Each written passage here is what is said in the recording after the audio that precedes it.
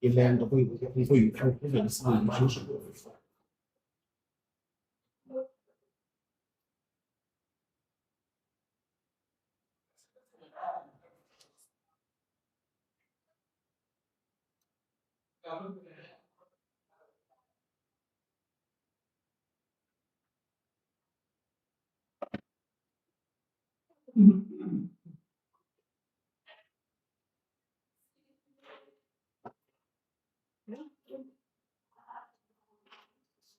麦克风。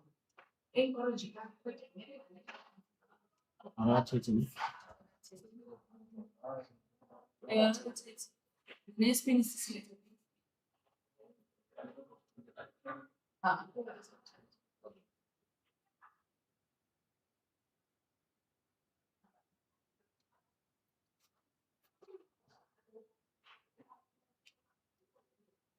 ？Okay. We set the output to speakers.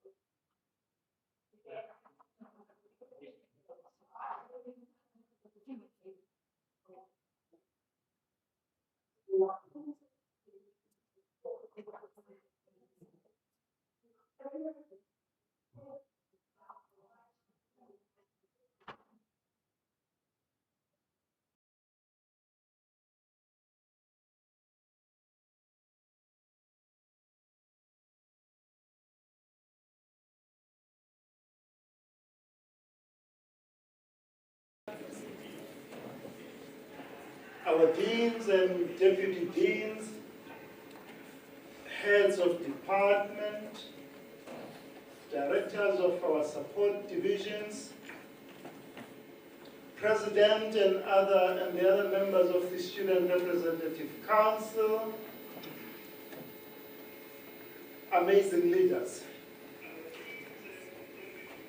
It's my great pleasure to welcome you all to this official launch of Professor Badat's book titled Rhodes and Beyond. I want to extend a very special and warm welcome to Professor Badat, who was the Vice-Chancellor of this university from the 1st of June 2006 until 2014. Thank you for coming back to launch your book at this very special and distinctive university. I extend a very warm welcome also to the panelists who will be participating in the discussion, and thank the Faculty of Humanities, the Department of Politics and International Studies and the Center for Higher Education, Research, Teaching and Learning for hosting this important launch.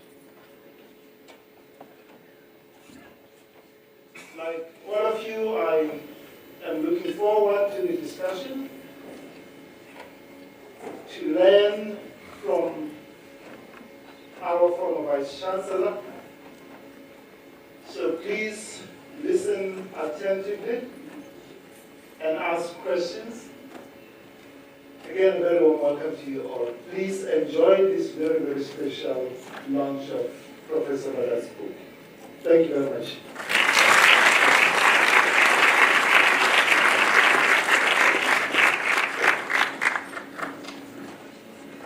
Thank you, Mr. Vice-Chancellor, for those warm and full remarks. So now we move on to the next part of our program, where I have the pleasure of introducing our author, our panelists, and the facilitator for this evening.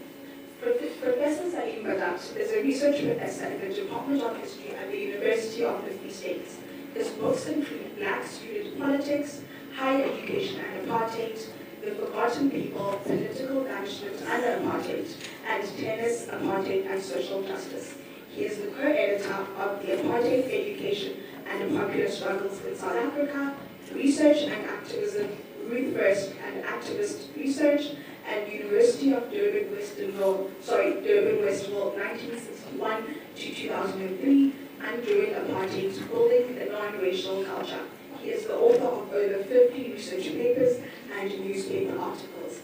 And as stated by our Vice-Chancellor in 2006, he was appointed as Rhodes University's first Black Vice-Chancellor. His key awards include the honorary doctorates of the University of Free State, York University, Rhodes University, a Human Sciences Research Council, University South Africa Award for Social Justice Scholarship, an Academy of Science of South Africa Science for Society Gold Medal, and the Inyathelo Exceptional Philanthropy Award for Excellence and Leadership in Personal South African Philanthropy.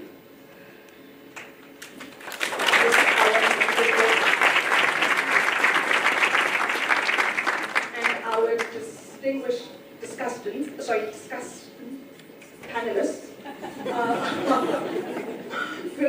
Professor Emeritus Paul Malem, who taught in the History Department at the University of Natal, Durban, as it was then known, from 1974 to 1991. He was then the Professor of History at Rhodes University from 1991 to 2012. Professor Malem has authored 6 books and is currently working on a biography of Mbeki and the history of the Council of Higher Education, of which Prof. Badat was actually the first director of it before coming to Rhodes University.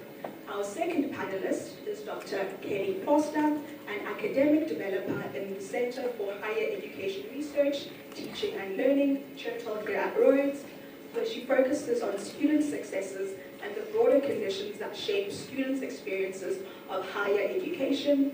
Her work is grounded in holistic understanding of students and the realities that shape their learning and engagement.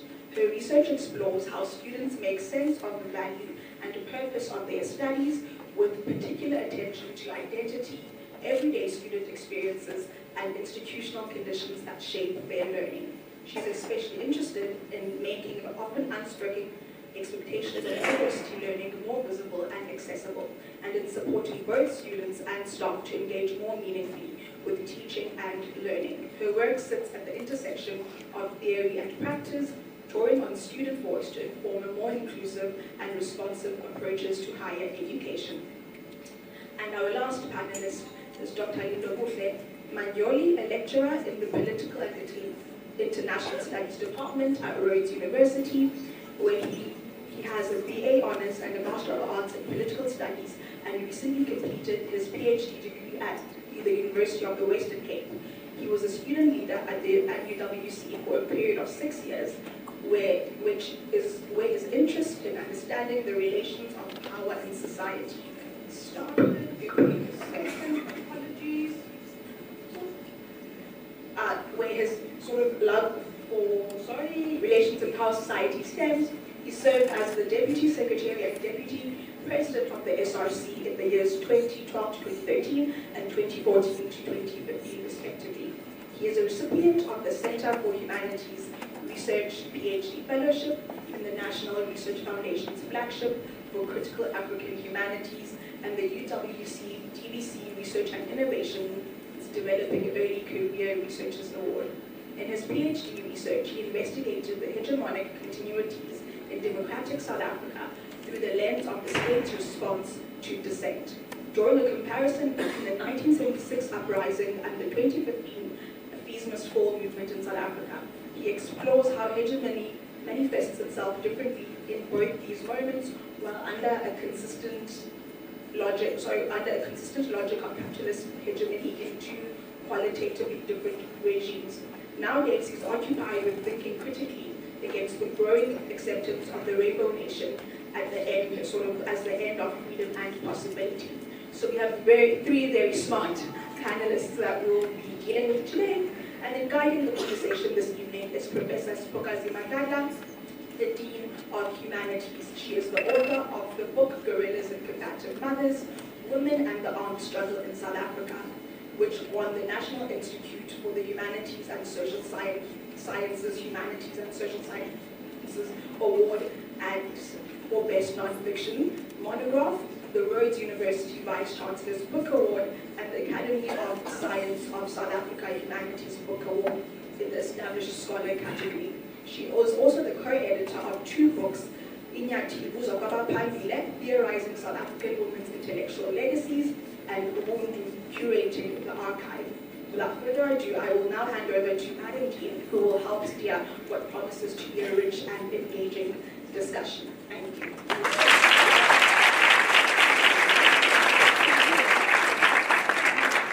Thank you so much, Zola. It's nice to be here. It's nice to be here. It really is a wonderful day to celebrate this important book by Professor Badat, who's been so important in many of my generation's journey in the academy, and has provided an example of how ideas and activism and leadership come together. So we are shepherding this book, which is central, it tells a story. It tells Professor Badat's story, but it also tells the story of Rhodes University. And so we will focus on two aspects for this evening. This book has 4 parts, and we will focus on the first 2. We will touch on the others as well, but we'll talk about Saleem's early years, starting with young Saleem, and we will focus our energies on the Rhodes University part, because we are the only university that can take him on about his accounts, who is missing, what he claims. We can challenge Professor Badat. But before we do that, I want to invite into the room young Saleem. I'm so thrilled that there are so many young people who have come to listen and to be part of this conversation. Professor Badat says that he came to university at the age of 17 years old and he never left. I was the same age when I was a first year, and as you can see, I never left. But young Saleem rose up in Ashaville in Durban. He calls himself an Ashaville boy. He is the oldest child of 4 of Hashim and Harja. His parents had 8 years of schooling. His father was a manager in the fabric stores, and his mother a homemaker. So who is to say that these 2 parents with 8 years of schooling would produce a vice-chancellor? Young Saleem says that his love of reading was passed on to him from his mother, who loved reading. He used to walk a kilometer to the Ashaville library. But what you also say, Saleem, is that your mother suffered with bipolar disorder, with bouts of depression. So I want you, as we begin, to talk to us a bit about how you grew up without spoiling the book. But I want you to talk about what it meant to live with a parent who has a mental illness, when you recognized it, and what it meant for you as the oldest child to reconcile with your mother's bipolar disorder. I start here because it is easy to focus on young Saleem, who becomes a tennis champion, who wins academic prizes, without appreciating his background. And part of that story is having a parent who had bipolar disorder. I want for these young people to have a sense of how one makes themselves, makes decisions from this kind of environment. Thanks.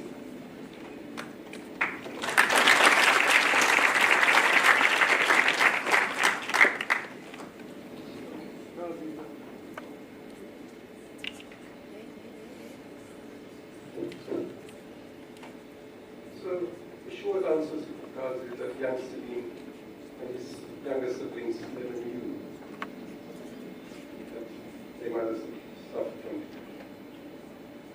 We knew that our mother was different from other mothers, but we were clueless that it was because of a mental health condition. Our family knew, I'm not sure they actually knew, but we were never told. In the 1960s, when I'm growing up, mental health issues like depression, bipolar, ADHD, and the like were not talked about. It was a stigma. Families did not go there. And sadly, I think it still remains the case, even today. At that time, understanding of mental issues health issues was really primitive. And in my family and in other families, it was put down to you being possessed by a doctorates or one of the bad genes, as Muslim families speak about.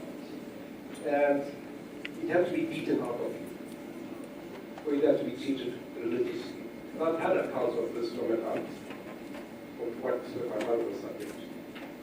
So, worse, sometimes it was put down to children being naughty.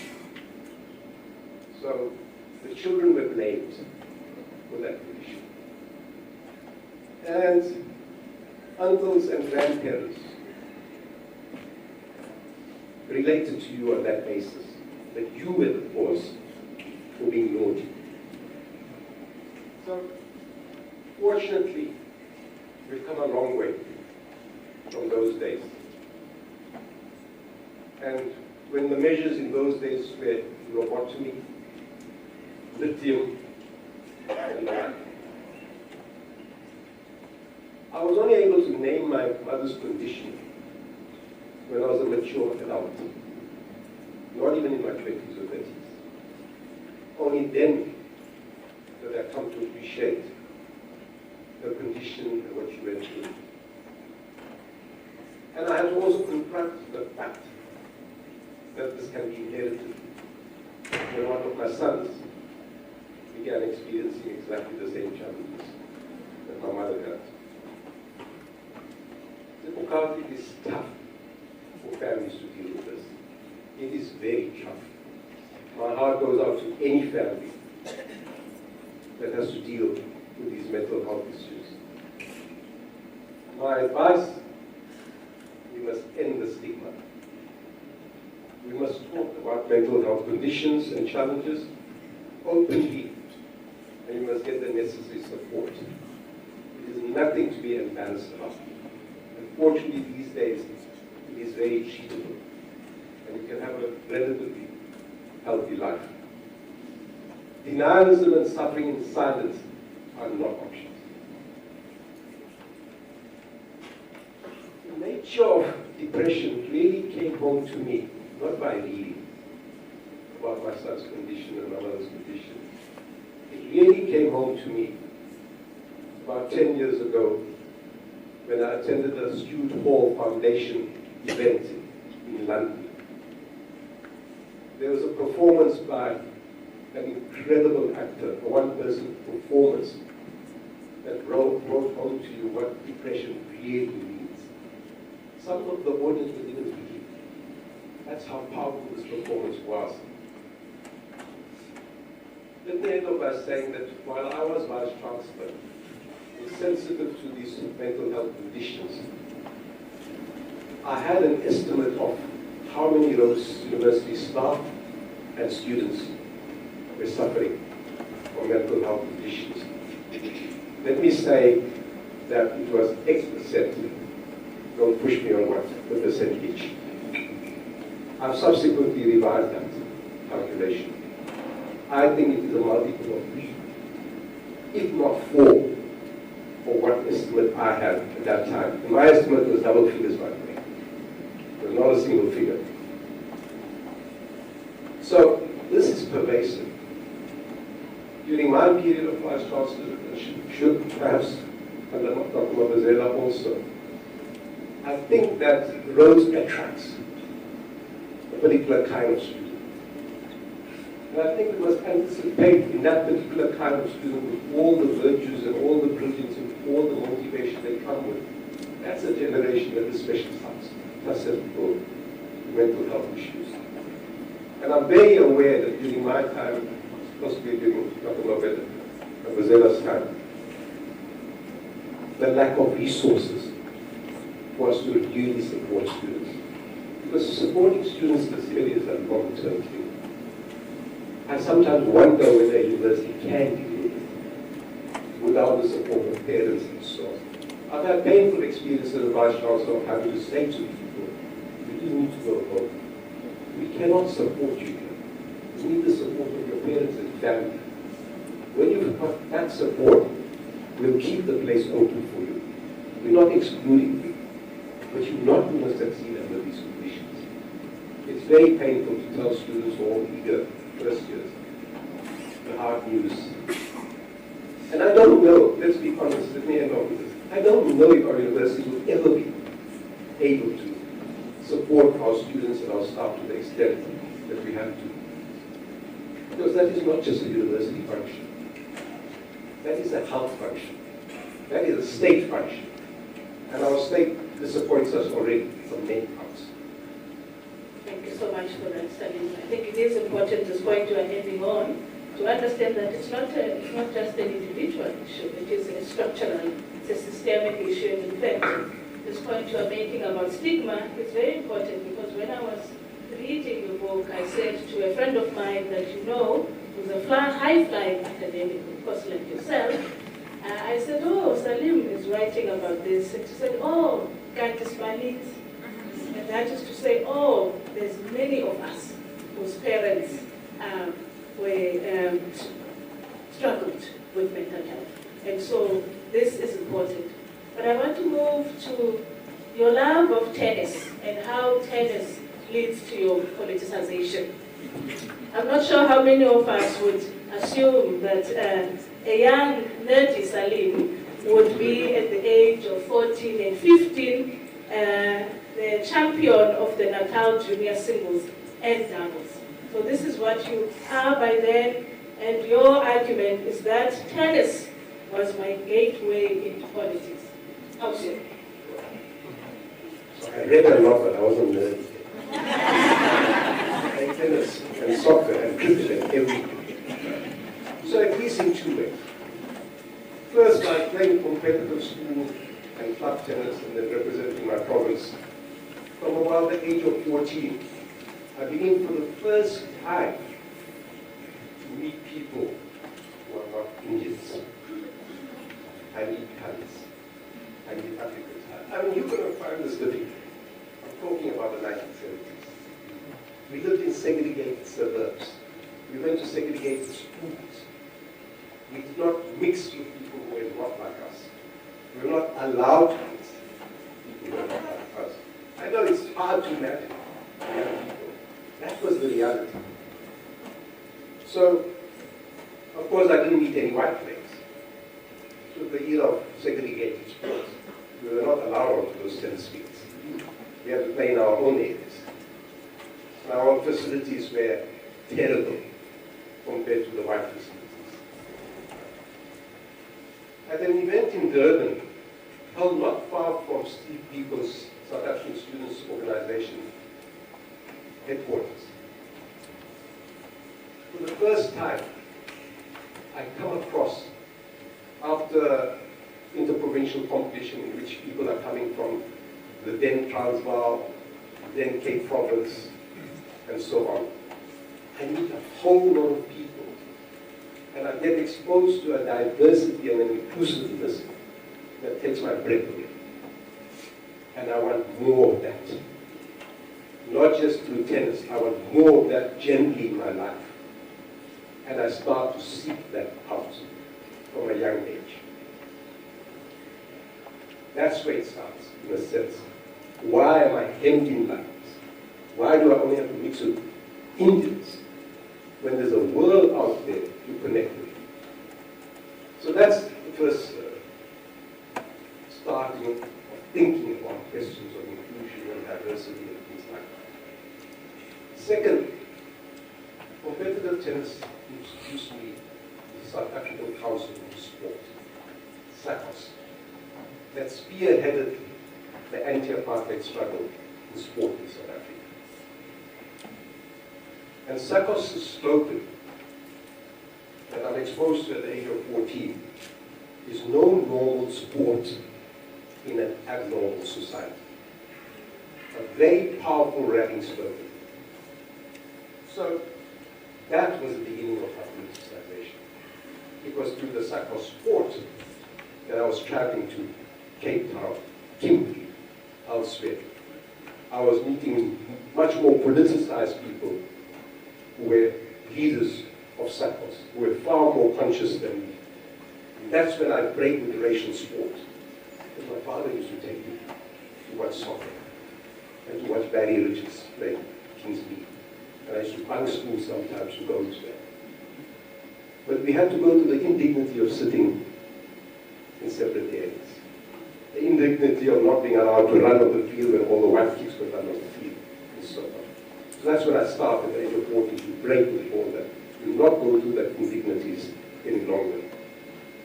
And it's through that process I began committing myself to non-racialism and the idea of a unitary and democratic South Africa. I have written about this in my 2023 book, Tennis, Apartheid and Social Justice, as part of documenting a young, outstanding black tennis player, my closest friend for over 50 years, who was denied the opportunity of becoming the first black South African to play junior Wimbledon in 1971. Something that still haunts him. He's now 73 years old. The book was about a social justice scholarship and a fight for reparative justice. And that fight is still carrying on with Wimbledon and the International Tennis Federation. Powerful institutions and elites like to genuflect to diversity, inclusion, equity. They put it on their websites. And when it comes to issues like this of apologizing, they won't apologize. Absolutely. And so tennis shows you that there is something off about this world, who you are allowed to stand next to, where you are allowed to relieve yourself, basic things like that. But thankfully, the young people in this room do not have to think about, but perhaps they still have to think about it in terms of what one can afford. But young Saleem goes to the University of Durban-Westville, and for the first 3 years he suffers through the science subjects, studying zoology, and not to say anything about zoology in this room, but he requests a transfer to the University of Natal to study economic history and comparative African government. It is really clear that this foundation, this curiosity that tennis provokes, you are then given a language through university. It is this meeting of ideas and activism. And I want to invite Dr. Lidobuhle Mandoli to speak about what happens to young Saleem, and in this meeting of ideas and activism, because reading is a big part of it, and there's a part that I really like where you say in those days of heady activism, nothing impressed more and won greater appreciation and applause than an activist who in a debate quoted verbatim from some political text and for good measure added the chapter and page number. Some would throw in a footnote number 2, history students. And in fact, I was saying to you that I'm reading Mahmoud Mamdani's latest book, Slow Poison, and he says that when he was at the University of Dar es Salaam, he was part of 7 study groups. He had a study group for each day of the week. So, Lindokuhle, I want you to talk about this meeting of activism and ideas, but also the role of mentors. Here, the person who occupies a special place in this book is Harold Wolpe, who then, a relation, we only meets him when he's in the UK, but the meeting begins before that. Speak to them. Thank you so much, Prof, for the question. Thank you, Prof, for writing books, and the students who have the pleasure of being taught by me on a weekly basis know that I always say I respect people. She's nothing. I respect people who write books because I think it's a very complicated thing to sustain an argument for that long and give value to pedagogy in a practical sense. And so, Prof, as you mentioned, this whole idea about quoting, certain things and being pedantic about page numbers and everything. I do hope that people understand why AI is very dangerous because it does hallucinate in the past we don't want people to hallucinate. So I think a few things that I want to raise before I answer that question is that firstly, normally when one looks to books, one looks to books when they find a problem or a challenge and they find a confusion, or at least myself, they are confused about something and they want to find answers, they want to find clarity. And when I came to this book, of course, it has that value. But I think the other thing, Prof, that was quite important about this book was that it sort of painted the picture of the process of finding clarity. And I think that was a valuable thing to do because normally we make supreme the outcome instead of the journey. And I think it showed the complexity of your journey and the complexity of the journey of this book to tell that particular story so that we can see the educational value of process instead of the expediency of outcome. And so, as Prof had mentioned earlier, that the whole idea of zoology, you go to UDW, the University of Durban-Westville, you meet zoology there, and I think part of what you raised in the book, and which is important to me, is that nothing is unimportant about this journey. And that you going to UDW and you studying zoology was not useless. In fact, it taught you 2 things that I think I can extricate that are valuable. One, that hard sciences are not for you.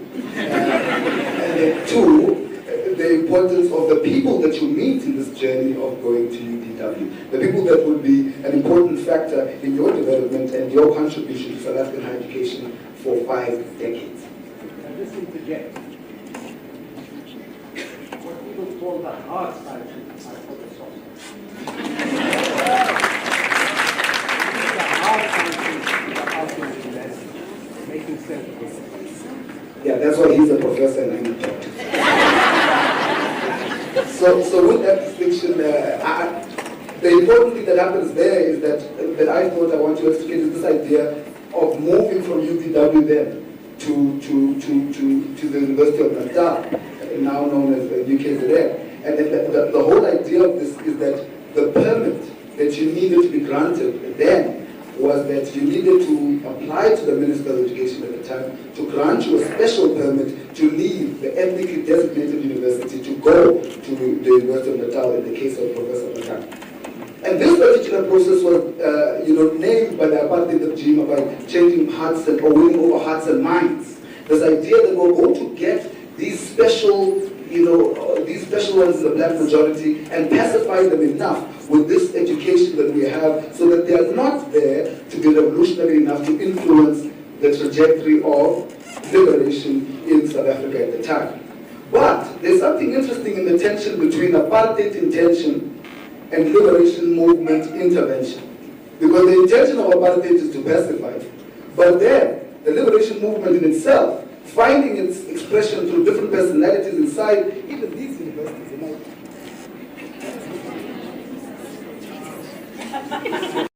Can I be able to project?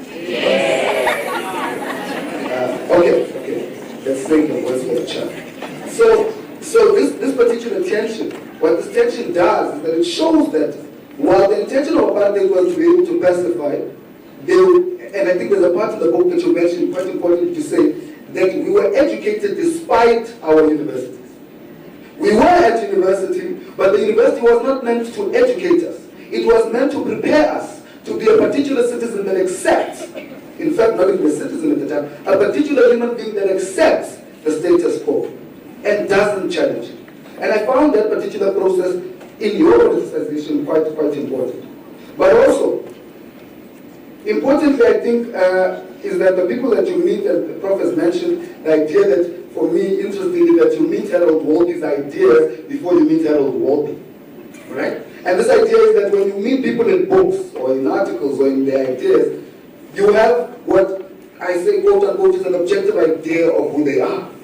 You meet this person based on what their thinking is. But you have then the advantage of meeting the person in the book and then meeting the person in person. But I think the thing that I take from that relationship between you and Harold Walby is the power and the supremacy of ideas, even in the process of activism. And I think there's a part in the book where you quote him saying, which you say is one of the most important pieces of advice that you got from him, was that we must not sacrifice research and science at the altar of party politics. And I want to make this distinction clear here about, it's not just politics, it's party politics. Because at times, my own assessment is that party politics can submit itself to populism, to expedient sort of ideas around electoral victory, instead of the objective reality of the people who are suffering and that they claim to represent. So this idea then is a caution that I see that Harold Walby does. He says, think about what your activism has to look like. That your activism does not have to be divorced from the idea of ideas, from the idea of research. And I think this balance is a balance that is important in Prof. Saleem Badat becoming the kind of leader he becomes. And this particular leadership happens under the context, as you asked, Prof, of a mentorship relationship that I don't see reflected in South African higher education today. This particular mentorship is different from the prescriptive, that in the book say you have come to Rhodes University, you are a lecturer now, so Professor so-and-so must mentor you. And inorganically, you guys are supposed to have to craft a relationship and become, someone supposed to help you. But I think your relationship with Harold Walby is a mentorship relationship that's based on a value of a comradely value. That me and you are equals here, coming to think with each other, to critique each other, and also honest with each other. And I think this is something that we can take.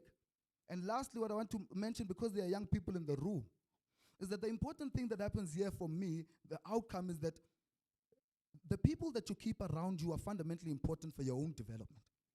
You've got to be able to know and be circumspect. Right? Be clear about the kind of people you have around you, because your company that you keep might be able to shape the content of your character. And I think in this particular thing around mentorship, this is the very important lesson that comes up here. I think this version of mentorship is missing necessarily in higher education across the world because of this highly corporatized managerial idea and direction that the university is taking. So knowledge, unfortunately, is no longer at the center of the idea of the university. But the production of people who must help capitalism stay alive is much more important. And I think we could harken back and think about how your relationship with Harold Walby teaches us different kinds of ideas.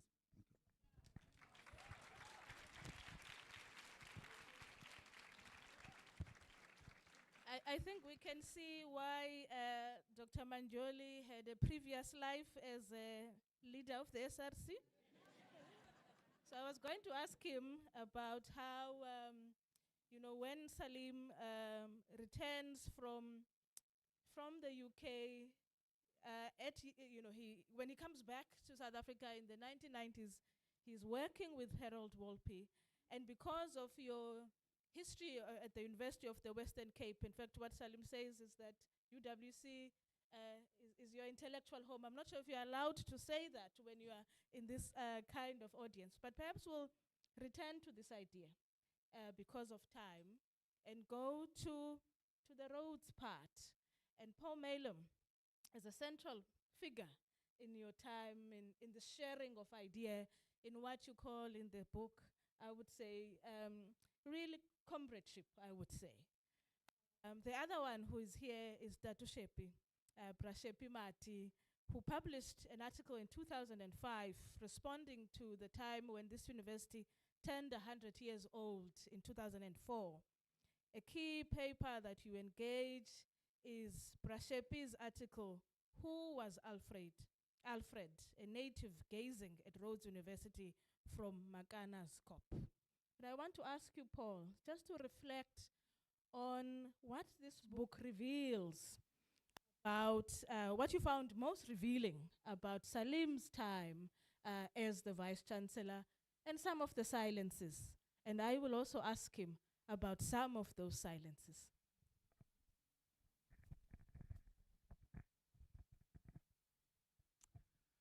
I will just make a few points which I've drawn from the book, about 4 or 5 key points. And I'll start by saying that I'm going to refer to him as Dr. Badat, because that was the title he held when he was Vice-Chancellor. And I'm an historian and I like to do that. He came here in June 2006, and he walked into a culture, a certain culture, a set of entrenched attitudes and perhaps vestiges of a colonial past. And the attitudes were encapsulated in that phrase, if it ain't broke, don't fix it. And he was concerned about that because he spoke to people who said, well, it may be not, it is a bit more broke than people think. Anyway, he made 2 decisions after arriving here. One was he was not going to assimilate into this culture. And the second decision was he's not going to try and radically transform it overnight. He's going to talk to people, listen to people, engage with different constituencies for the first few months of his time here. And that's what he did. And within 2 months of arriving here, he organized an Imbizo down on the coast, involving lots of different constituencies, student leaders, staff, deans, and so on. And I think that was a very important start to his tenure. And I think it earned him a great deal of respect. The second point is that he, and I think we all have to be very thankful for this, he steered clear of managerialism and corporatization. This at a time when a number of universities around the world, in fact, were heading in that direction, with vice-chancellors in this country and elsewhere seeing themselves as the equivalent of corporate CEOs and therefore demanding the equivalent salaries. Not so at all for Saleem. In fact, he donated a large chunk of his salary to a student scholarship fund named after the Chancellor at the time, Jake Scarville. He didn't believe in executive management. He consulted with academics in decision-making, and he did away with performance bonuses, did away with business class travel for senior managers. And I think that set a great example, a great start. A third point, I think he presided over an era, 8 years, of quite significant academic success at Rhodes. And this is part, he promoted this, he celebrated success, and this is very much part of his own personal commitment to the absolute primacy of the academic and intellectual project, which is at the heart of a university. Teaching, learning, and research. And just to mention some of the successes of that time, Rhodes had just about the lowest student dropout rate during those 8 years, 2006 to 2014. Had one of the highest throughput and graduation rates. There was an increase in research outputs, a 70% increase in PhD graduates between 2006 and 2014, a 73% increase in master's graduates, and 10 research chairs granted by the Department of Science and Technology and by the National Research Foundation, awarded to Rhodes academics in that time. But fourthly, it's important at this moment to mention his commitment to community engagement. I say at this moment because right now there is a major conference being held here at Rhodes on community engagement. Before, in earlier times, community engagement was, well, it was charitable work, extramural work. But I think Dr. Badat was very concerned to make it more integrated into the academic life of the university. And he was particularly keen to get rid of the image of Rhodes as an ivory tower, separated by what I call the Somerset Street line. And he believed very strongly that the university should be inextricably linked to the life of the town. And I think he gave momentum to community engagement, and I think one also has to say that this momentum has been accelerated quite significantly by his successor, Dr. Mabazela, and I think community engagement is one of the great strengths of the university right now, and has become so. Lastly, I would say how struck I have been by how hard Dr. Badat worked as Vice-Chancellor, and I might say a little bit more about this later. He says in his book that he often worked 12 to 14 hours a day. That's a lot of work, and one can understand why, because of the demands on the time of a university. Numerous meetings, events, functions, travel, and so on. And yet he was still able to conduct research and publish a book on the history of banishment in South Africa. Banishment being a process by which oppositional political figures were not imprisoned, but banished to remote rural areas where they could really not be politically active.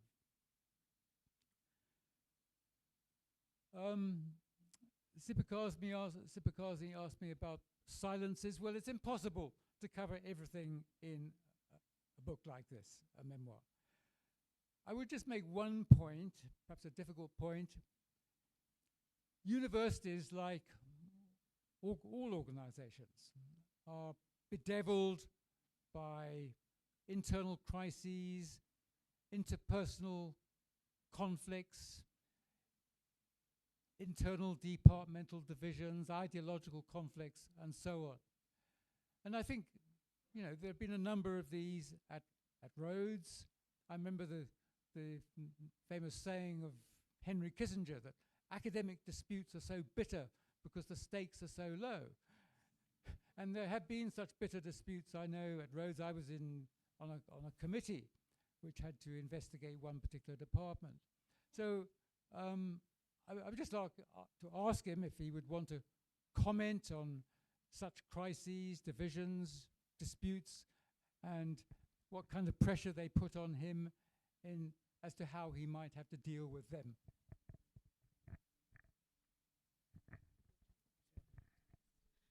And I'm going to add, thank you so much, Professor Malem. I will add another silence, but I will ask you to respond after Kelly has, Dr. Foster has spoken, Saleem, because you take on the role of Vice-Chancellor in 2006. This is the same year of the Zuma rape trial. 2026 marks 20 years of the Zuma rape trial. What the activists, the students do at Rhodes University is to start the silent protest in solidarity with the survivor of that sexual violence quiz. And the silent protest becomes an annual protest at Rhodes University where survivors of rape culture, survivors of rape, gain a voice. It becomes an example of how universities can support, become a space to find solidarity. So to me, it's not a mistake that RU reference list happens at Rhodes University, leading to the first shutdown of a university related to rape culture. It's the groundwork that the silent protest had laid. And you have a chapter about being young women at university in the book. And so I was expecting some engagement with that. And so later I would like you to respond to that, your decision not to write about the silent protest or the work of the Women's Academic Solidarity Association. And I must declare that I was a co-chair of the Women's Academic Solidarity Association. So I am self-interested in this debate. But one of the other things that you talk about in the book is your desire to reflect the slogan of Rhodes University, where leaders learn, in a common cause, to engage intellectually how we live, how we think and live this slogan. But there was, as you write, no support for a common cause. So a common cause in many universities here, you mentioned the University of Dar es Salaam, I think Columbia as well. When I was doing my master's at Ohio University in 2008, all the students, all the first year students in Ohio were reading Zeiksum Da's book, Sion, because it was the part of it was the common reader. So in Ohio, they call it a common reader. So a book that every first year student must read. So I want to invite you, Kelly, because your PhD looked into the experiences of humanities students. Do you think that this might be the time to revisit a debate about what a common course might look like, a course that every student in this university does, or perhaps a common course for the humanities, which are some of the conversations that we are having with our colleagues? Thanks. Thank you so much, Prof. Something that was really loud in my study was just how much students change through knowledge. And just a disclaimer, I focus specifically on humanities students, but there was something deeply personal that happened through this learning process where they came out the other end looking at themselves, looking at their histories in such different ways. So students go through, I see it as two transitions in university. They transition in where we really focus on giving access to the knowledge, becoming part of a disciplinary community, but then they also transition out. So what my study showed is all this personal transformation happens in the university, but then at the point where they need to transition out, something happens and there's a lot of anxiety there. And this is completely understandable. Students are the light for their family. They are under immense pressure to find a job immediately, to provide financial support. So there's this moment where it's, I have this knowledge, I have changed, what does this mean in the world? So there seems to be some kind of gap between that, and I don't necessarily mean that we aren't preparing students to work, but I think it's more Do students understand what it is to work meaningfully, to participate in society? Because a key part of higher education is that we are nation building. We are contributing to how people act in the world and the responsibility that comes with knowledge.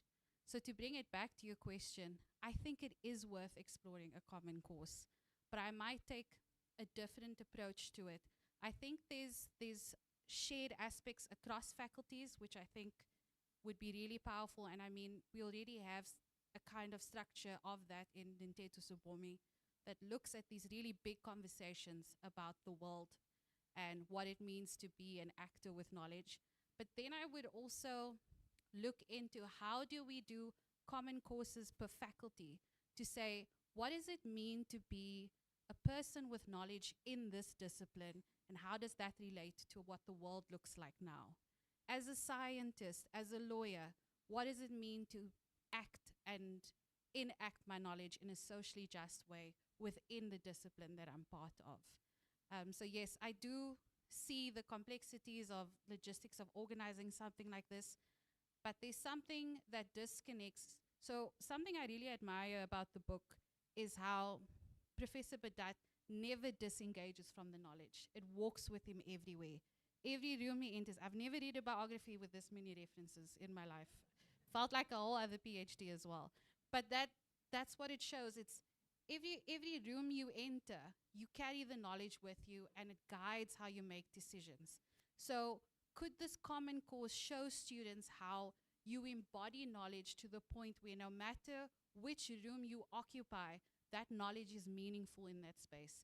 It's not just about the job. The job is important, I believe that, but it's so much more than that as well. So I'm about to open up for questions and comments, and I'm going to invite you to respond to one of these two questions, not both, one of these two in a minute. And I will ask Saleem to respond to the silences that Paul and I spoke about, but to the readers of Rhodes to Rhodes. The first question that you have an option to choose from is, in the book, Saleem revisits the debate about the name of this university. The council's decision in 2017 to retain the name of Rhodes. I want to ask you then, what is the future of this name debate at this particular time?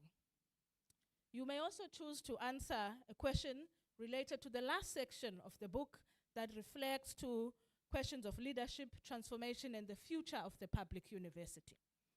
A minute each person, and then I will give Saleem an opportunity to just close, and then we'll open up.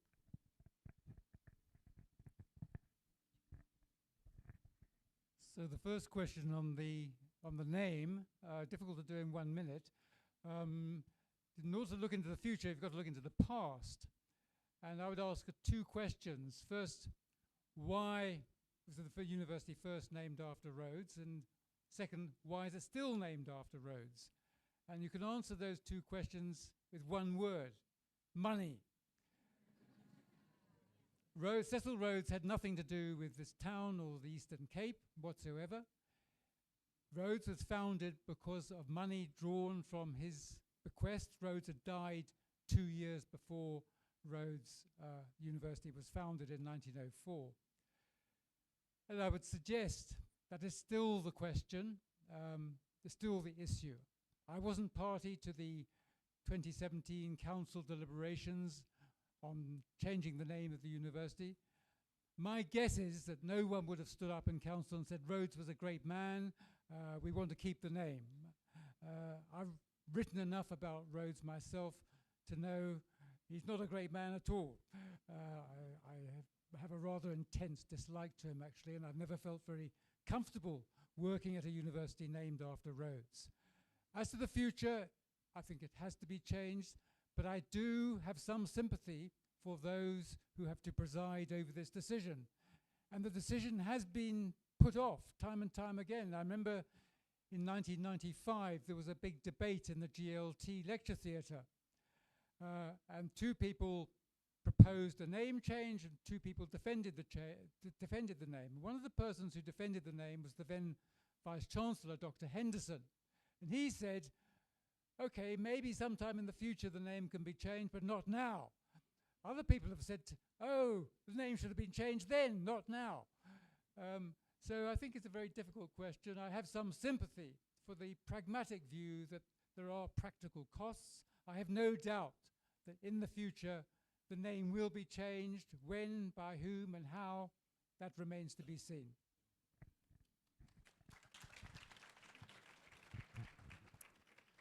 I'm going to tackle the second question, because we've got to choose, about the future of higher education. I think there's 3 things that we need to hold dear when we think about the future. One is commitment to knowledge, which I spoke a bit about in how Professor Badat does that through everything that he makes. We cannot lose knowledge in the decisions that we make. It has to come with us into committee meetings and faculty boards. Those spaces cannot be administrative because we are making decisions in a place of higher education. And we have to wear our academic armor and hats and hearts in those spaces, and we cannot lose that. Linking to that is humility. I don't think institutionally universities practice that enough, where they ask themselves the difficult questions, and transformation cannot happen without honest, ugly, vulnerable self-reflection. And in order to do that, there has to be trust. We cannot lose trust as colleagues. And I think where I saw that was in the discussion about the first Imbizo. And it was actually my favorite part of the book, because it was such a safe space for colleagues to openly disagree with how the university functions. And through that, change could happen. And that only happens if the space is filled with trust, that we trust that collectively we are working towards a shared vision.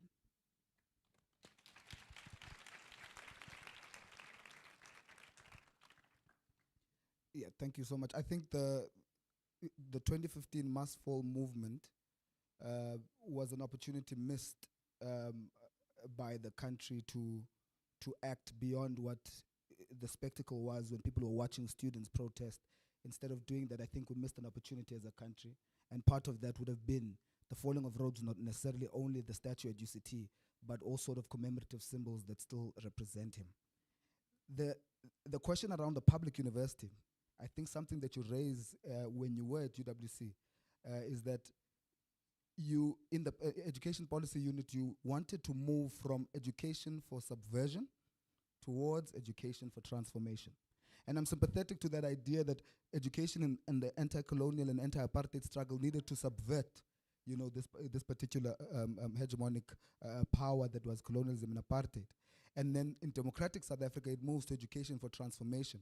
And I think for me, the implications that this has on the public university is, again, are we suspicious enough of the university as a space for transformation in democratic South Africa? And I think the public university must still keep, sacred this idea of having a critical distance between it and state power. And because it's so implicated in its funding, in its functioning, and I know these are complex things, but complexity keeps us alive.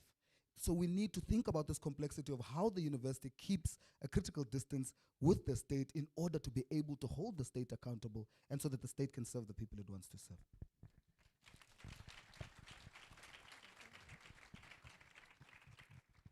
So all I want to say on the name issue is those pages were the last that were written. I was not going to go there. I really believe that when a Vice-Chancellor leaves, he leaves, or she leaves, and you do not intervene, or let alone interfere in what happens afterwards.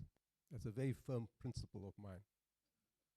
So why was it written last, and why did the copy editor have to wait a few weeks for that? Because one of the anonymous peer reviews said, no ways. You cannot write this book and not talk about the name issue. So I did not want to go into that issue at all. But the anonymous peer review was adamant you had to address that. So I do address it. You'll have to read about it.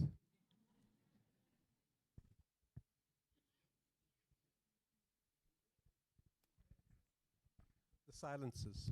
So let's start with Paul's. So perhaps I don't go into that, Paul, because it is going to bring back difficult times. Because as you say, you know, some of these conflicts are around really little things. They infuriate you. It's people, academics with PhDs who can't see the bigger picture. And it tended to be a more humanities thing than a science thing. It was the humanities that kept me running around these things. And you know, sometimes you like wonder, what is going on here? You know? So I didn't want to dwell on those issues. I do mention one or two, I think, right? Really as a, but you know, a Vice-Chancellor is busy enough not to have to knock heads together and temper egos all the time. Sometimes academics are very needy people. They're wanting to be affirmed all the time, right? And it's those interpersonal issues that make a university exciting, but makes it so challenging too, honestly. Having to deal with that. I used to find HR issues the most difficult issues to deal with. The knowledge issues, the teaching learning issues were a pleasure dealing with all those kinds of things. But it was those interpersonal issues, some of which I had to be subject to too, and I write about this, right? Those were the most difficult issues. So perhaps psychologically, I wanted to stay away from commenting too much on that. That said, Sipokazi's comment about silences is, let me say, a fantastic provocation. And when I get back, honestly, to my BNB this evening, I'm going to be reflecting quite deeply on that. So, and why I will do so, because the feminist scholar, Donna Haraway, whose work I like, says we must be answerable. We must be accountable for what we see and what we don't see. And so by extension, I must be answerable and accountable for what I write and what I don't write, right? It's a knowledge issue. It's what one can learn from this, right? So one response, which I don't think is entirely satisfactory, that's why I have to think deeply about this. One response could be, as Paul says, one of the dilemmas when you're writing a book of 400 pages is that what do you put in, what do you leave out? Amongst the tons of personal experiences. So when Paul Malem, poor Paul Malem, got Saleem's manuscript, it was 180,000 words. And Paul is brilliant. He's worked with me on 3 books and an edited collection, and I respect his judgments. And Paul says, 80,000 words, brother. I said, what are you doing to me, Paul? Why don't you just kill me? You know? Right? Because, you know, leaving any words out, we experience that with our PhDs. But I share Paul's philosophy, and I really buy into that. Better fewer, but better. Shorter, sweeter. It forces you to think and how to write and all that, right? So that could be one response. That from amongst all the things I had to select, I had to, and then UKZN Press, Sally Hines, was a wonderful editor, I love her, said to me, no, Paul's being too hard on you. Let's settle on 120,000 words. So if it had been 180,000, this would have been a 550-page book. The 120,000 has already brought it to 400 and some. So 60,000 words were left out. What I will do tonight when I get back is go to that original manuscript I sent to Paul to see whether I commented on this and on WASA. Okay, so I think, because remember, this book was finished like almost a year ago. That's how long it takes to come out in terms of production and so on. I'm almost certain I didn't touch on the silent protest, as important as it was then. What I do touch on is the sexual violence at Rhodes and incidents of what happened and how we had to deal with it and so on, right? And I do touch on the fact that with every welcome I did at Rhodes to first-year students, I made it absolutely clear to them, sexual violence, you will be expelled. Don't imagine there'll be any mercy on you. So that was made very clear with every welcome, right, towards the end, and about the drinking culture. And that's not an excuse and so on, right? So I have to think hard that if I didn't go there, why didn't I go there, right? I don't want to be glib in my answer. The second thing is, on the WASA thing, I'm almost confident WASA was there. And if it was not in the written text, because this book has gone through 10 drafts, I think, over a year, 18-month period, right? If it's not there in the text, it's in the notes, right? And again, I would have to ask myself why. But you see, I think Sipokazi, and I'm a strong proponent of this, I really dislike the fact that academics write books, and when they get the book in their hand, that's the end. They don't go out and promote it. Not promotion in terms of royalties, promotion in terms of ideas. Why did you spend 4 years writing the damn book if all you're satisfied with is 100 copies being bought by someone? So I do the hard work of launching it at every university, locally, and the last book on Ruth First was launched in 14 different places. At all the universities, at Cambridge, in London, in Maputo. How can you not launch in Maputo? It's Ruth First, right? So this is the value. Because if someone just does not promote the book, does not engage, yesterday's engagement with Sam Naidu was excellent too. She pushed me on a whole lot of issues. So now you wish, honestly, now you wish, but it's too late, that if you think you omitted some important things, you wish you could go and rewrite and add a few pages here and so on. But that's the nature of the book. It's out, it's out. And if there are weaknesses and silence, you have to take responsibility for them.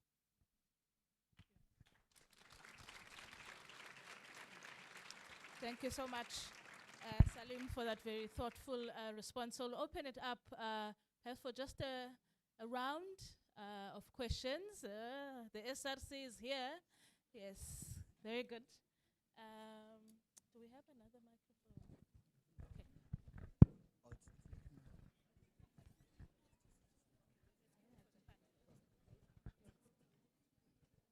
Yeah, I did. Can I? Okay.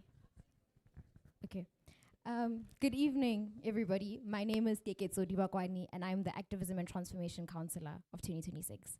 I've got two questions. My first question is, we're often called the generation of misplaced radicalism, where our activism that matches the ideas, like Dr. Manjuli just said, is often seen as misplaced or too radical. And this is because of things like the 2015 Fees Must Fall March, RU reference list, where now that has fostered a culture of conservatism and also limiting of student dissent. My question is to Dr. Manjuli and Prof. Badat, is that looking at our youth activism, what does it lack or what does it need more of? My second question is, and I think it's just fitting because we just had our own transformation in Imbizo. 20 years since your Imbizo, Prof. Badat, what has changed? What more do you think still needs to change at Rhodes University?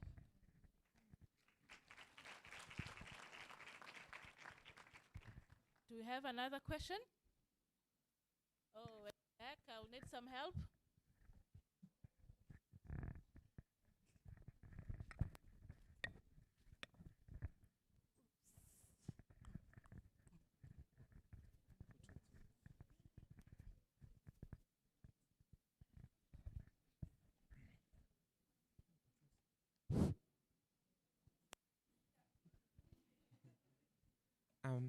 Greetings everyone according to opposition of status and power. I am Umugelani Sakile Cele and I have a question to Professor but there is in the description of this book there is a sentence that said you beginning as an anti-apartheid student militant. So my question is, how did your background as an anti-apartheid student activist and a leader in a black conscious movement influence your later leadership roles? And what are your views on the balance of between funding elite research and ensuring broad access for undergraduate students? It is representing a tension between quality, which is research elite excellence, and equity, which is broad access.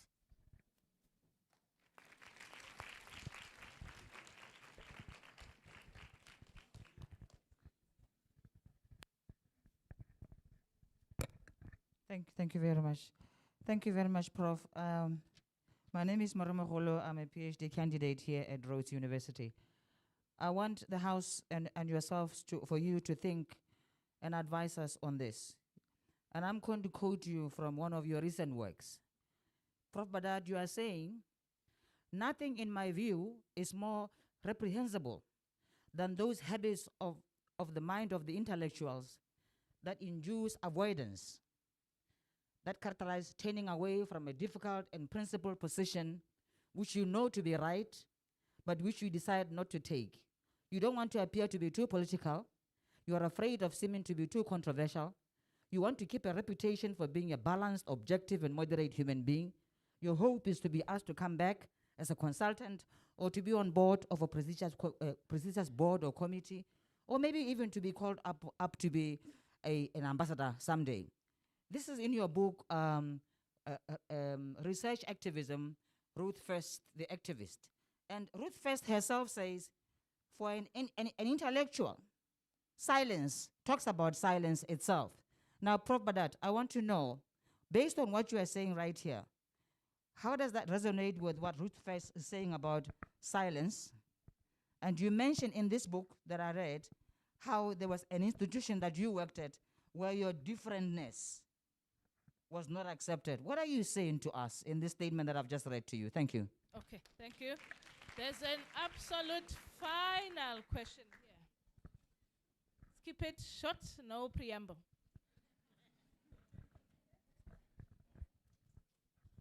Thank you so much. A very good evening, everyone. I am Bunye Chikuru. I'm doing my third year in journalism and politics. It really is powerful to see Mampele Rampele's idea of fire in the heart, ice in the head. How do we as students actually live out that balance? How can we hold both that emotion and critical thought in real campus life? How can we turn that idea into practice? Thank you.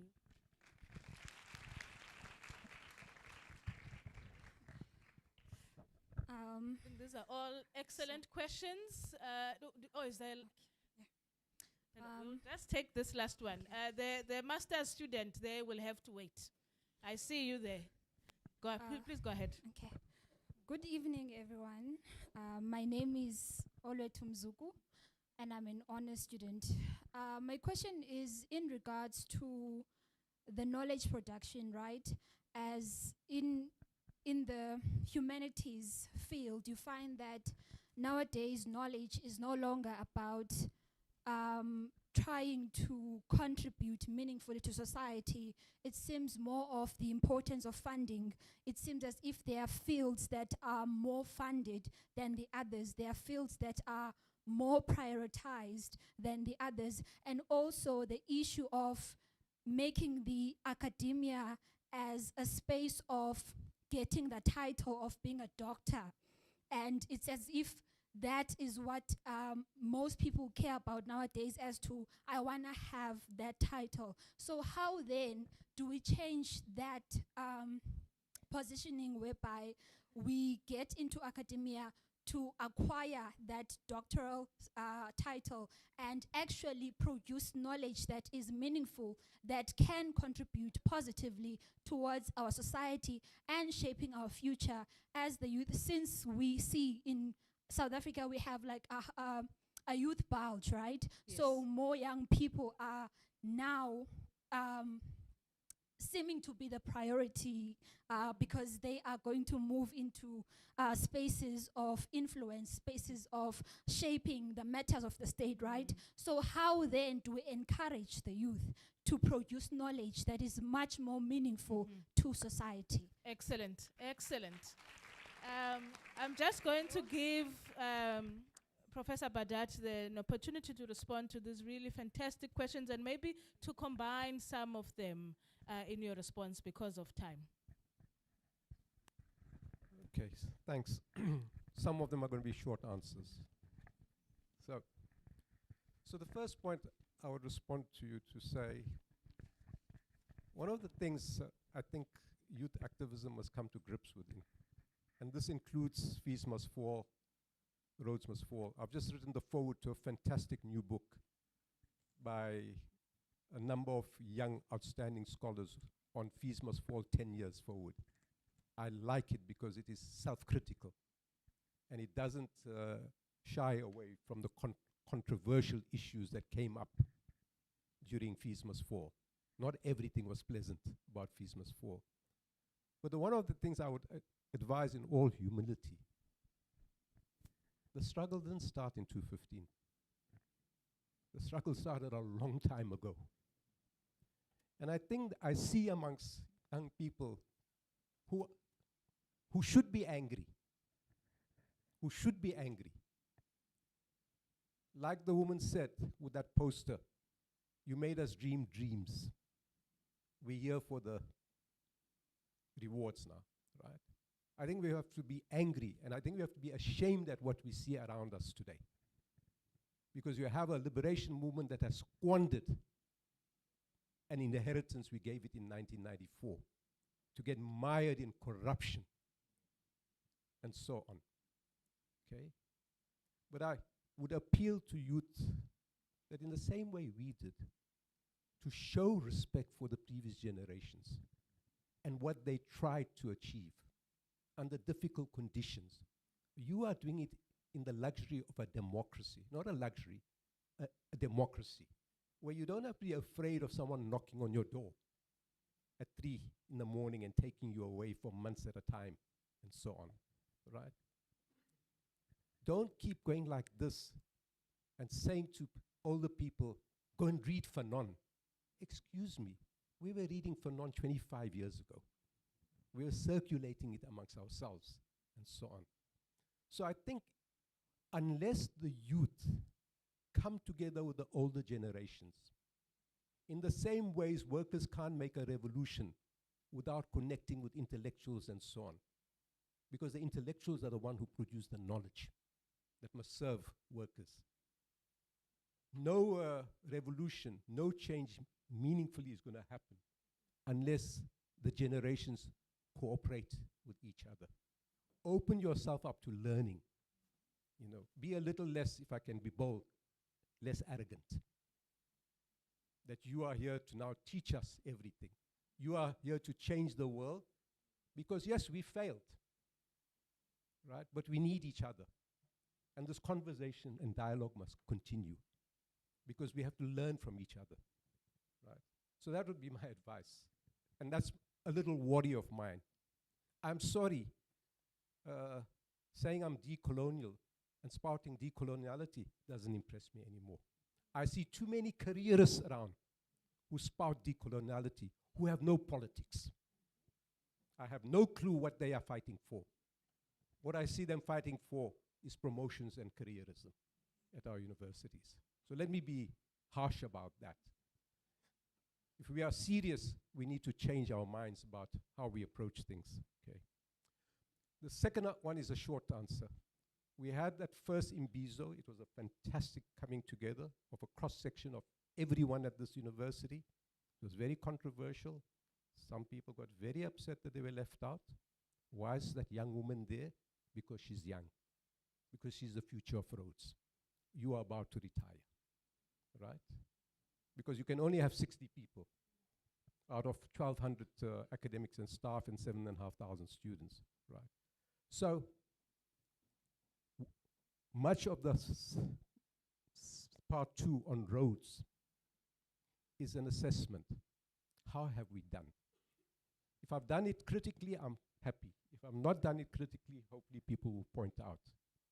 So it is about assessing achievements. And so those who are academics here, I would welcome you to read the book, to see what the project was in 2006 and what we were trying to achieve, and decide for yourselves where you are today.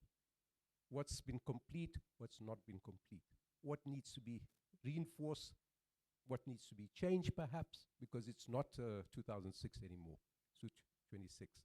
So much of the second part of the book is an attempt at a critical, honest assessment. And be sure that if I had another opportunity to come to Rhodes again, there are certain things I would do differently.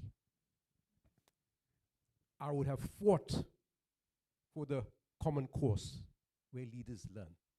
I would have not been fobbed off by some academics. Because had we done that, we would be leaders in this area, nationally. It was a huge missed opportunity. And I wouldn't have tolerated those anxieties and those fears and so on. Because the prize was going to be greater than your anxieties and so on. And yes, we would be reading 4 books, not 1. We would be reading 4 books before you go to Rat and Parrot on Wednesdays. You would have been learning about the southern skies and the southern oceans. You would have been learning about the Makanda, the South Africa, and the world that I live in. You would have been learning about historical thinking and sociological thinking. You would have been learning about science, and you would not graduate unless you pass that. And by extension, you would also not graduate unless you had certain credits in community engagement. Because that's what it means where leaders learn. That's unfinished business for me. That's what I would pursue in a very different way at Rhodes University. Okay? So,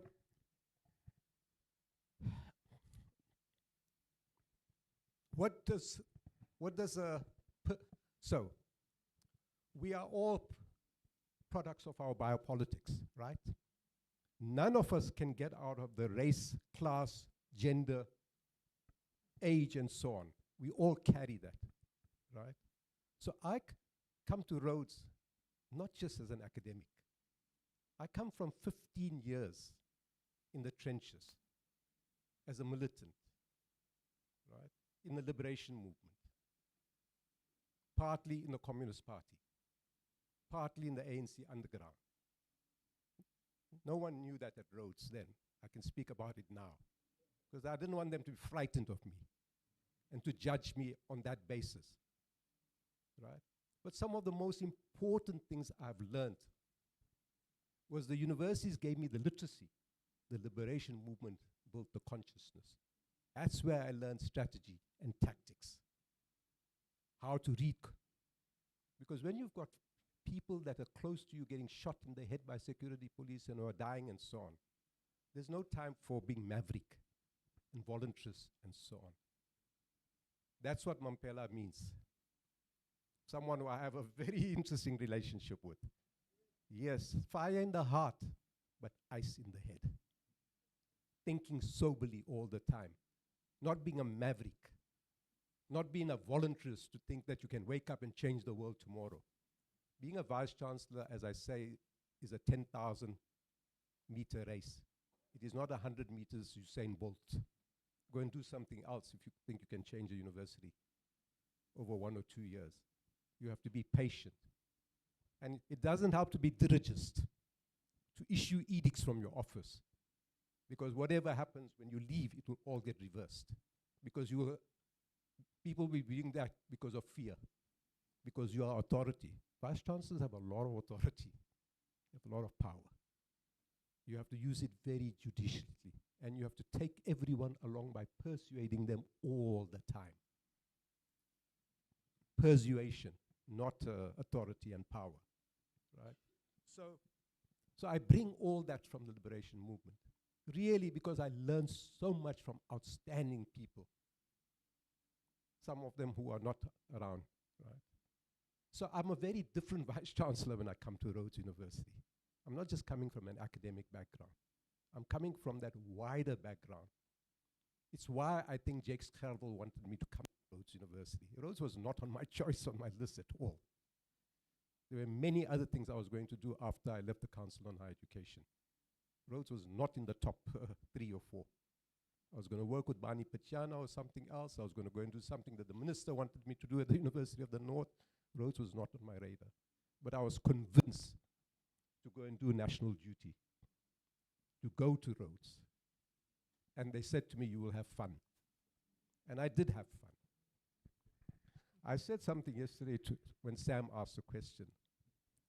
I'm afraid that at Rhodes, I didn't find the intellectual challenge as great as I would have desired.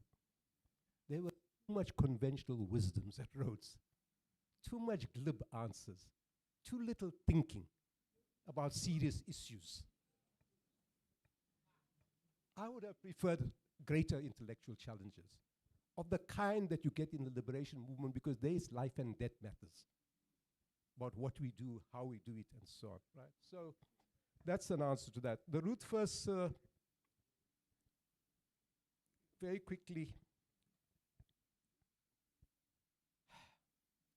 she's someone I meet again at the age of 18 or 19 through the text. She's one of the great regrets that I had that I never met her personally, because she was very close friends with Harold Wolpe, right? And that's why I wrote that book, Research and Activism. I'm working on another book now. It takes me to the UK for 6 weeks because I'm going to be sitting in the Ruth First papers. So I'm going to Durham and I'm going to London. This is about Ruth First as teacher, not as researcher now. What might we learn? Because I think she was an innovative woman. And she was an innovative journalist, and she was an innovative researcher. I'm hoping she was an innovative teacher. I might be disappointed, right? But I want to know about Ruth first and how she approached teaching in Dar es Salaam, in Durham, and in Maputo, because I think we can learn something from that, I'm hoping. So, differences. I know where you're going with this. It's covered in the book. It came up as a question yesterday. When Jake Skervel said to you this is on the way to the graduation ceremony in 2012. I'm driving him, our chancellor, to the graduation ceremony. Jake Skervel was a man of very few words, and outstanding. First cabinet secretary to Mandela. He turns around to me and says, Saleem, will you go to UWC? I turn around to him and say, yes, I'm in training for UWC. So he said, you know you'll be making history. I said, no, I know all that. You'd be the first person from a white university going to a black university. So I said, but that's not why I'm going. I'm going back home. Because that institution made me. I had the most fantastic 10 years of my life as a young scholar. My heart goes out to all my mentees, because they don't have those experiences today, or what I had at UWC in that 10 years. So I didn't go there because of this thing called colored chauvinism. I mentioned it. I pulled out. I went to Archbishop Makoba to say, sorry, I'm not coming to UWC. I go to Brian O'Connell, and it's not like I was going to be anointed, right? I had to apply and all that. But I didn't have the stomach for that anymore. That's why I ended up in New York. I couldn't come back to Rhodes. Once I declared that I'm going to be applying for the VC of UWC, there's no way I could personally come back to Rhodes. I might have been without a job if the Mellon Foundation didn't say, we're waiting for you, come and join us. So that's why I ended up in New York. One of my regrets in my life, honestly, is that UWC didn't happen, because I had great ideas and ambitions for UWC to take it somewhere and build on the legacy of Brian O'Connell. So, last one, yeah. Is there anything else? Yes. Okay, no, there was a question about knowledge, right? So, if you read the Ruth First book, I make a distinction between engaged scholarship, critical scholarship, and activist scholarship. Engaged scholarship, colleagues, is not necessarily critical scholarship. It can be engagement with capital, with oppressors, with the military industry. So not all engaged. So I'm not impressed when people say engage university, engage this, engage that. Engagement of what, serving who? Critical scholarship is critical. I value that. It's important, whether it's Judith Butler or others. But critical scholarship is not necessarily activist scholarship. Activist scholarship is engaged, critical, and connects with movements that want to change the world. That's the kind of research I would encourage you. Critical, engaged, activist. And you don't have to choose between, because you can do critical at some point, activist at other time, and so on. Our universities are too focused, as someone has said, on research subsidies. They don't care what knowledge you produce. I think we must hold universities accountable to the knowledge that we are producing. There's far too much publishing. There are far too many books coming out that are not exciting and do not connect with anything really. Wonderful. Thank you so much, Saleem. I know, Paul, I know you wanted to say something. Can I ask that we hold it for the next book launch? This is a book tour because we are completely out of time. I'd like to invite the Head of Department of Political and International Studies, Professor Edward Jordan, to make closing remarks.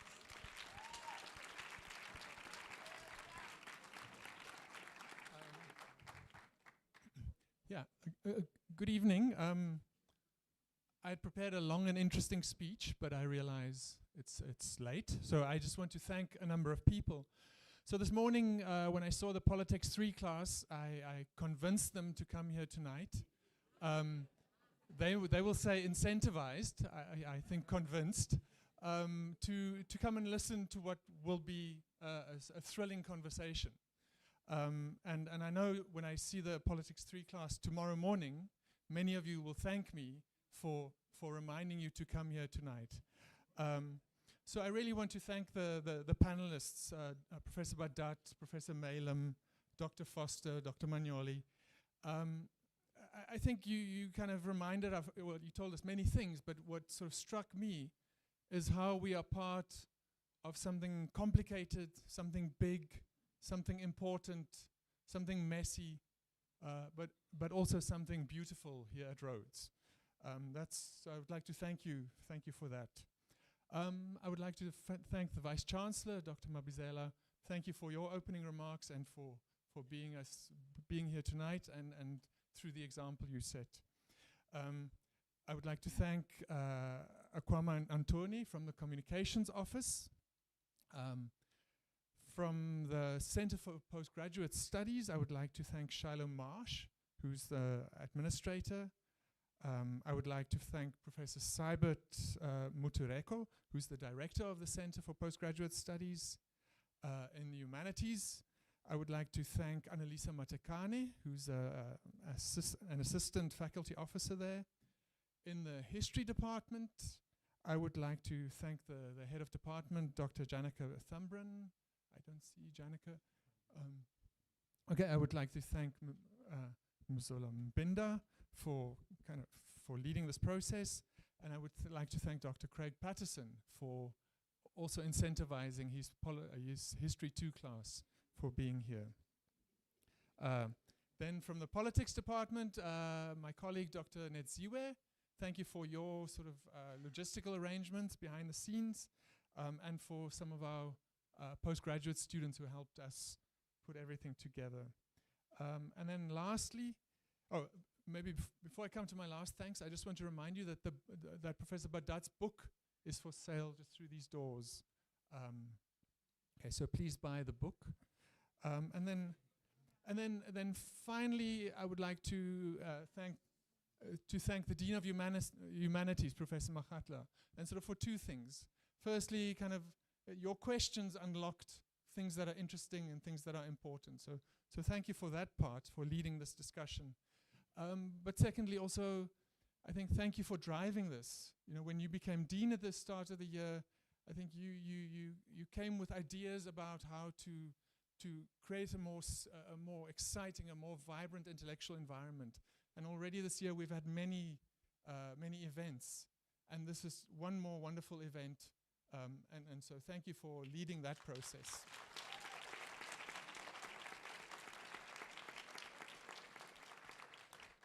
And yes, so that from my side, that's the end of proceedings. There's food outside. Thank you very much, and have a nice evening, and thank you for coming.